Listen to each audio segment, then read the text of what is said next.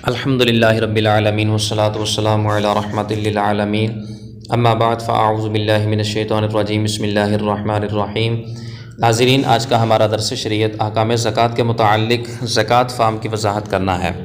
याद रहे कि ये ज़कात फ़ार्म हज़रत अल्लामा मौलाना प्रोफ़ेसर डॉक्टर शफ़ीक तबस्सुम साहिब दामत बरकातहुमुल आलिया उनके फ़रमान पर, उनकी ख्वाहिश पर तरतीब दिया गया और इस चीज़ की चूँकि ज़रूरत भी थी, इसलिए नहायत ही दक़ीक़ नज़री के साथ इसको तरतीब दिया गया। उम्मीद है कि जो शख्स भी इसके मुताबिक ज़कात निकालता है तो एक तो शरीयत के मुताबिक ज़कात निकालेगा, दूसरा गलतियों से महफूज रहेगा और उसकी ज़कात भी इंशाअल्लाह अदा होगी। तो इंशाअल्लाह उम्मत के लिए इसमें आसानी है। तो अल्लाह ताला ने चाहा तो भी ज़रूर ये डॉक्टर साहब के लिए भी सदका जारिया है और जो भी इसको उम्मत तक पहुंचा रहा है उसके लिए भी इंशाअल्लाह सदका जारिया होगा। तो बहरहाल इसके अंदर कुछ पॉइंट्स हैं जिसकी वजाहत करना ज़रूरी था, इसलिए मैंने चाहा कि इसके ऊपर भी एक वीडियो बना दी जाए। लिहाजा तवज्जो के साथ इसको अव्वल से आखिर तक सुनिएगा। इंशाअल्लाह उम्मीद है कि आपको कमा हक़ हो ये फ़ार्म समझ में आएगा और इंशाअल्लाह ये दिलचस्प भी आपको मालूम होगा। सबसे पहला पॉइंट है कि सबसे पहले ज़कात वाजिब होने की इस्लामी तारीख़ का तअय्युन करें। यहाँ पर अंग्रेज़ी तारीख़ नहीं लिखनी, बल्कि जो इस्लामी तारीख़ है, जिस इस्लामी तारीख़ को आप अव्वलन मालिक निसाब हुए थे, आपके ऊपर ज़कात फ़र्ज़ हुई थी, उसको यहाँ पे लिखना है। मिसाल के तौर पर एक शख्स है, वो यकम रमज़ान को मालिक निसाब हुआ है तो यहाँ पर यकम रमज़ान लिख दें। किसी और तारीख़ को हुआ है तो वो कोई और तारीख़ लिख दें। अंग्रेज़ी तारीख़ का लिहाज रखना शरई एतबार से नाजायज़ व गुनाह है, क्योंकि जो इस्लामी तारीख़ है इसके मुताबिक ज़कात की फ़र्ज़ियत है। जो अंग्रेज़ी तारीख़ है ये चूँकि इस्लाम से पीछे है, जो इस्लामी तारीख़ है ये हर साल तकरीबन 10 दिन जो है वो पहले साल ख़त्म होता है। तो इस सूरत के अंदर अगर हम अंग्रेज़ी का हिसाब रखेंगे तो हमारी ज़कात 10 दिन लेट होगी और ज़कात को लेट करना ये शरई एतबार से नाजायज़ व गुनाह है। तो इस्लामी तारीख़ का यहाँ पे तअय्युन करें कि मेरे ऊपर कौन सी इस्लामी तारीख़ बनती है जिस तारीख़ को मैं ज़कात निकालूँगा उसको लिख लें और ये लिखा उसी सूरत में जाएगा जब आप इस फॉर्म को फ़ोटोकॉपी करवा लेंगे। एक फ़ोटोकॉपी करवा के अपने पास रख लें, हो सके तो सदका जारिया की नीयत से फ़ोटोकॉपी करवा कर जो तुज्जार हज़रात हैं, बिज़नेसमैन लोग हैं या जो भी दुकानदार हैं उन तक पहुँचाएँ ताकि वो भी अपनी ज़कात शरीयत के मुताबिक अदा करें। तो बहरहाल यहाँ पे इस्लामी तारीख़ का तअय्युन करें। नंबर 2, जब आप पर ज़कात की मुकर्ररा इस्लामी तारीख़ आ जाए तो उस दिन अपने तमाम अमवाल का हिसाब मार्केट रेट के मुताबिक तय करें। जितने की चीज़ आपने ख़रीदी है उसको यहाँ पे नहीं लिखना, बल्कि मार्केट रेट के मुताबिक उस वक़्त जो भी उसका रेट बनता है उसको आपने लिखना है और उसके मुताबिक ज़कात की अदायगी करनी है। फिर उसके बाद 2 खाने तरतीब दिए गए हैं, एक है अमवाल ज़कात और एक है माली ज़िम्मेदारियाँ। अब अमवाल ज़कात के अंदर वो तमाम अमवाल लिखे गए हैं जो अमूमन आजकल आवाम के यहाँ पाए जाते हैं। बहरहाल इनके अलावा और भी कोई हो तो उसको भी यहाँ पे ऐड किया जा सकता है। माली ज़िम्मेदारियों के अंदर वो चीज़ें हैं कि जो इंसान की ज़रूरियात हैं। तो माली ज़िम्मेदारियाँ इनके ऊपर ज़कात लाजिम नहीं होती, इसको कुल माल से माइनस किया जाता है, बकिया जो रकम बचती है उसके ऊपर ज़कात फ़र्ज़ होती है। बहरहाल पहले खाने की तरफ आएँ, अमवाल ज़कात। तो ये 23 पॉइंट्स हैं इस हवाले से। नंबर 1 सिर्फ़ सोना, नंबर 2 सिर्फ़ चांदी। अगर किसी बंदे के पास सिर्फ़ सोना है तो उसका 7.5 तोले होना ज़रूरी है कम अज़ कम। अगर सिर्फ़ चांदी है तो कम अज़ कम 52.5 तोले होना ज़रूरी है, लेकिन बशर्त ये कि कोई और माल तिजारत या अमवाल ज़कात में से शय उस बंदे के पास मौजूद ना हो तो फिर इसका इतना एतबार है। और अगर नंबर 3 पे आ जाता है सोना चांदी, जबकि निसाब से कम हो, यानी एक बंदे के पास सोना भी है चांदी भी है, निसाब से कम है, तो फिर दोनों की जो वैल्यू होगी, दोनों का जो रेट होगा, जो मार्केट रेट होगा, उस रकम को आपने आगे वाले खाने में लिख देना है। इसी तरह नंबर 4 पे आ जाएँ साइमा जानवर। साइमा जानवर वो होता है जो साल का अक्सर हिस्सा चराई के ऊपर रहता है, ये अमूमन हमारे यहाँ आम तौर पर घरेलू पालतू जानवर होते हैं, ये साइमा जानवर नहीं होते, इनके ऊपर ज़कात लाजिम नहीं होती। तो जो पहाड़ी इलाका जात होते हैं या जो रेगिस्तानी इलाके होते हैं, वहाँ पर अमूमन लोगों ने जानवर रखे होते हैं जो साल का अक्सर हिस्सा चराई के ऊपर रहते हैं। मकसूद उनसे जो है ना वो बच्चों का हुसूल होता है, दूध वगैरह का हुसूल होता है, तो उनके ऊपर ज़कात लाजिम होती है। जबकि निसाब के मुताबिक हों, साइमा जानवर की जो ज़कात है वो 2.5% के हिसाब से नहीं है, बल्कि जो साइमा जानवर का निसाब है वो भी एक अपना निसाब है। बकरियों में अलग है, गाय भैंस के अंदर अलग है, ऊँट के अंदर अलग है। तो इसके निसाब के मुताबिक कमी बेशी के साथ ज़कात के अंदर भी कमी बेशी होगी। तो चूँकि जो साइमा जानवर का मामला है ये नहायत ही तफसील तलब है। इसको मैंने ज़कात के एपिसोड 11, 12, 13, 14, 15 तक जो है ना वो इसको बयान किया है। हर एक की अलग निसाब, उसकी अलग ज़कात बयान की है। अगर किसी बंदे के पास साइमा जानवर है तो वो इन वीडियोस को देख लें, ज़कात एपिसोड 11 से 15 तक। तो इंशाअल्लाह उम्मीद है कि उसके अंदर तमाम डिटेल्स को बयान कर दिया गया है, वो बआसानी अपनी ज़कात को निकाल सकेगा। यहाँ पर चूँकि अमवाल ज़कात का ज़िक्र हो रहा था, इसलिए साइमा जानवर को यहाँ पे ऐड किया है ताकि हर बंदे के ज़हन नशीं रहे कि साइमा जानवर भी अमवाल ज़कात में से है।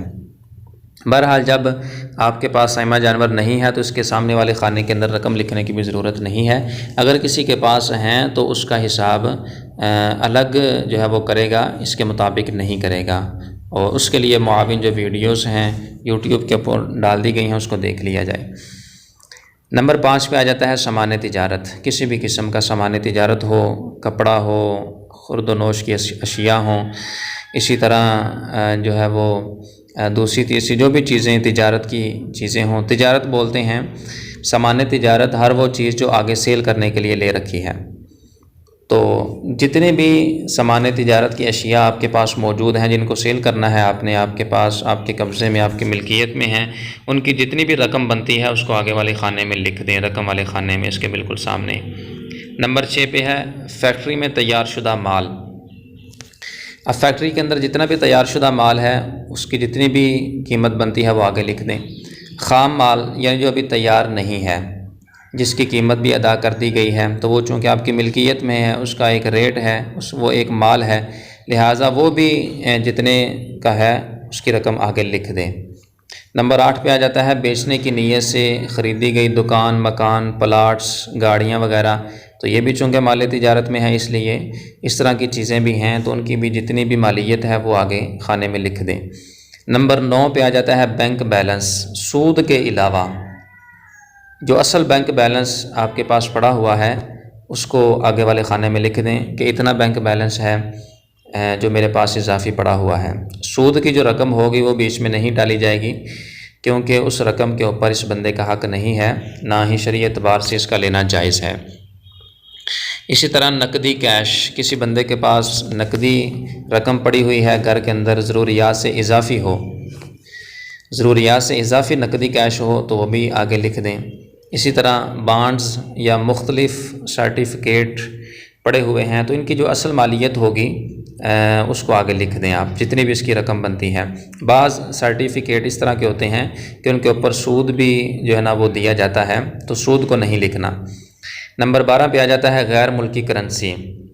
डॉलर्स पड़े हुए हैं या इसके अलावा किसी और मुल्क की करेंसी पड़ी हुई है, तो मौजूदा मुल्क की रेट के मुताबिक जिस मुल्क में हो, जिस मुल्क में करेंसी मौजूद हो, पाकिस्तान में है तो उतने पाकिस्तानी रुपयों के हिसाब से जितनी उसकी मालियत बनती है वो आगे लिख दी जाए। नंबर 13 पे आ जाता है इस्तेमाली ज़ेवरात, जबकि ख़ुद या किसी अमवाल ज़कात से मिलकर निसाब को पहुँच जाएँ। अब जो इस्तेमाली ज़ेवरात हैं इनके ऊपर भी ज़कात बनती है। कोई शख्स ये नहीं कह सकता या कोई औरत ये नहीं कह सकती कि ये तो इस्तेमाल में है लिहाजा इस पर ज़कात नहीं है। ज़ेवरात पे मुतलकन ज़कात होती है। इस्तेमाल में जितना भी ज़ेवर हो, थोड़ा हो, बहुत हो, उसकी जो भी मार्केट वैल्यू है उसकी रकम अगले खाने के अंदर लिख दें। नंबर 14 पे आ जाता है गुज़िश्ता सालों की ज़कात जो अभी तक अदा नहीं की। तो चूँकि बंदे के ऊपर शरीय एतबार से लाजिम थी लेकिन उसने अदा नहीं की, लिहाजा उसको भी यहाँ पे लिख दिया जाए, हिसाब व किताब कर लिया जाए कि मैंने कितने सालों की कितनी ज़कात अदा नहीं की। नंबर 15 पे आ जाता है सिक्योरिटी में दी गई रकम। अब बाज़ औक़ात ऐसा होता है दुकान की सिक्योरिटी है या बाज़ औक़ात माल की सिक्योरिटी है, तो बतौर सिक्योरिटी की रकम दी जाती है, तो वो रकम भी चूँकि इस देने वाले की मिल्कियत है, लिहाजा उसको भी यहाँ पे आगे लिख लिया जाए। नंबर 16 पे है इंश्योरेंस पॉलिसी में असल जमा शुदा रकम, क्योंकि इंश्योरेंस पॉलिसी के अंदर ये तो बेसिकली करना ही नाजायज़ व हराम है, लेकिन अगर किसी ने इंश्योरेंस पॉलिसी करवा रखी है तो उसके ऊपर शरई एतबार से लाजिम है वो इसको ख़त्म करवाए।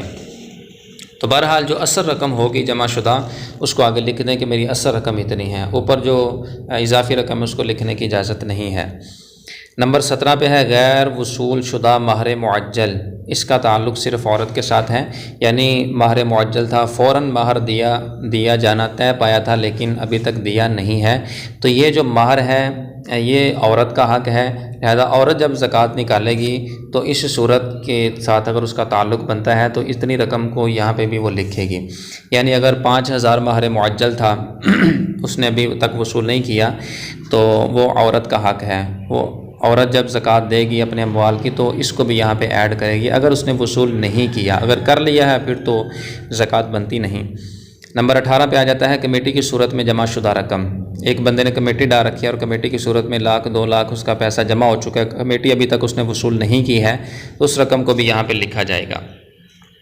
इसी तरह मार्केट के अंदर क्रेडिट पर दिया हुआ सामान, जितना भी सामान है उसकी जितनी भी वैल्यू है उसको भी यहाँ पर लिख दें। इसी तरह बाज़ औक़ात बतौर सैंपल के माल दिया जाता है, उधार माल दिया जाता है, तो तमाम यहाँ पे लिखा जाएगा। किसी को उधार दिए हुए पैसे, कर्ज़ यूँ ही अमानत, वो भी यहाँ पे लिख दें। किसी को उधार दिया हुआ सामान तिजारत, वो भी यहाँ पे लिख दें। प्रोविडेंट फ़ंड की सूरत में जमा शुदा असल तनख्वाह, इस सूरत का ताल्लुक़ फ़ौज के साथ है।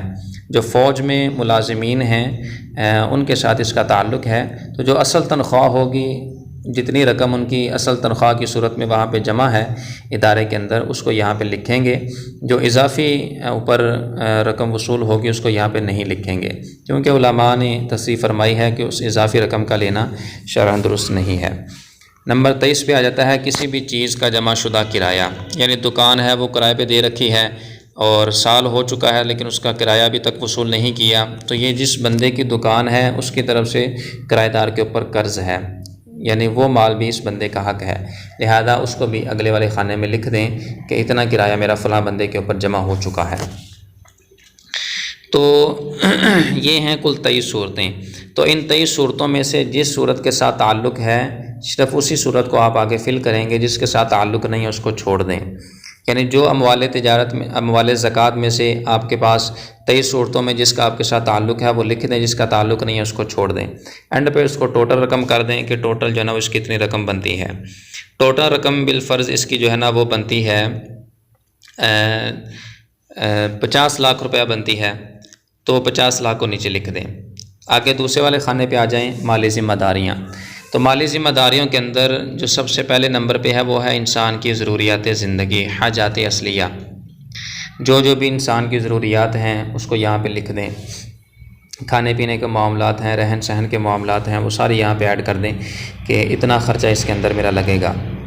नंबर 2 पे आ जाता है बिजली का वाजिबुल अदा बिल, गैस का वाजिबुल अदा बिल, पानी का वाजिबुल अदा बिल, टेलीफोन का वाजिबुल अदा बिल, मकान का वाजिबुल अदा किराया अगर किरायादार है तो, दुकान का वाजिबुल अदा किराया, गोदाम का वाजिबुल अदा किराया, यूँ ही दीगर वाजिबुल अदा किराया जात। तो जितने भी इस तरह के लवाजिमात हैं उनको आप अगले वाले खाने में लिख दें कि ये चीज़ें मैंने अभी देनी हैं, ये मेरे ऊपर शरई एतबार से लाजिम हो चुकी हैं। और अमूमन बिल और किराया वगैरह जो होता है बाज़ औक़ात अगला महीना शुरू हो तो वो ज़िम्मे पे वाजिब हो जाता है, और बाज़ औक़ात महीना दरमियान में हो या आखिरी 10 दिन रह जाएँ तो फिर वो ज़िम्मे पे वाजिब होता है। तो ऐसी सूरत के अंदर उसके मुताबिक जो है वो अमल कर लिया जाए, अगले वाले खाने के अंदर उसको लिख लिया जाए। अगर वाकई वाजिबुल अदा है तो उसको लिखा जाए, अगर वाजिबुल अदा नहीं है तो उसको ना लिखा जाए। यानी एक शख्स है वो रमज़ान में ज़कात निकाल रहा है तो वो आगे रमज़ान के बाद वाले महीने का जो किराया है वो नहीं लिख सकता, बल्कि वो जो रमज़ान का किराया उसके ऊपर लाजिम हो चुका है वो बंदा यहाँ पे आगे लिखेगा। यूँ ही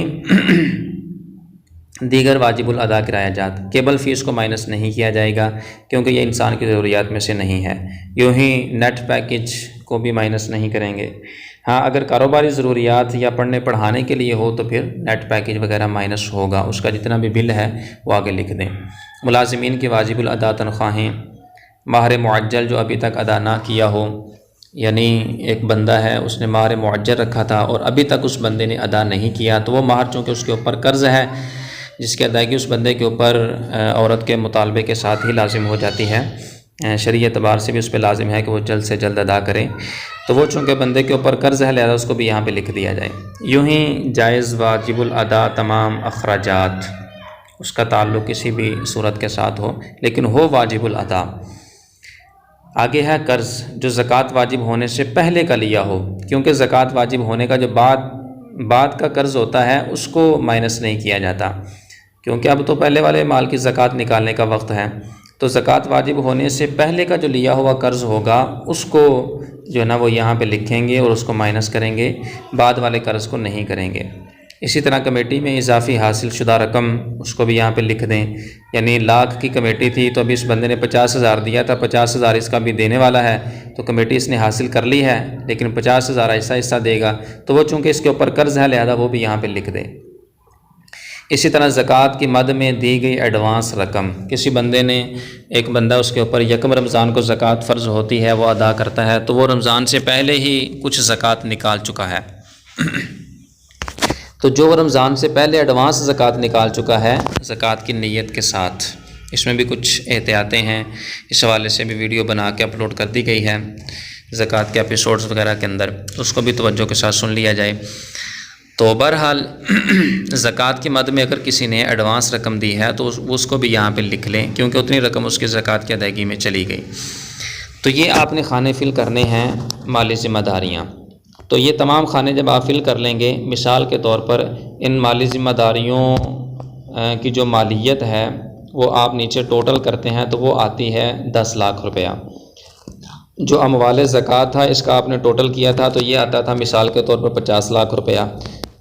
तो 50 लाख में से 10 लाख को बीच में से माइनस कर ले तो बकिया बच जाएगा 40 लाख रुपया। तो आपने 40 लाख की ज़कात देनी है, 50 लाख की ज़कात नहीं देनी। तो इस अंदाज़ के साथ आप आसानी अपनी ज़कात निकाल सकते हैं। अब नीचे पॉइंट्स के ऊपर आ जाएं और ये नहायत ही अहम पॉइंट्स हैं, इसको तवज्जो के साथ देखिएगा। नंबर 1, जब आप सब चीज़ों के सामने रकम का खाना पुर करें तो नंबर 2 की टोटल रकम को नंबर 1 की टोटल रकम से माइनस कर दें। बाकी जो रकम बचे आपने सिर्फ़ उसकी ज़कात 2.5% के हिसाब से अदा करनी है। अब 2.5% के हिसाब से ज़कात अदा करने का तरीका भी आगे आ रहा है। नंबर 2 पे है कम अज़ कम ज़कात वाजिब होने का निसाब 52.5 तोले चांदी है। आप पर जो ही इस्लामी तारीख़ के जिस दिन साल मुकम्मल हुआ उस सन जो भी चांदी का रेट होगा उसका एतबार होगा, उस वक़्त जो भी चांदी का रेट होगा उसका एतबार होगा। यानी कम अज़ कम 52.5 तोले चांदी की जो मिक़दार है वो मुकम्मल होना ज़रूरी है। यानी एक बंदे के पास थोड़ा बहुत माल तिजारत भी है, थोड़ा बहुत सोना चांदी भी है या इजाफ़ी पैसे भी हैं, लेकिन वो 52.5 तोले चांदी की मिक़दार को नहीं पहुँचते तो उस पर ज़कात भी लाजिम नहीं है।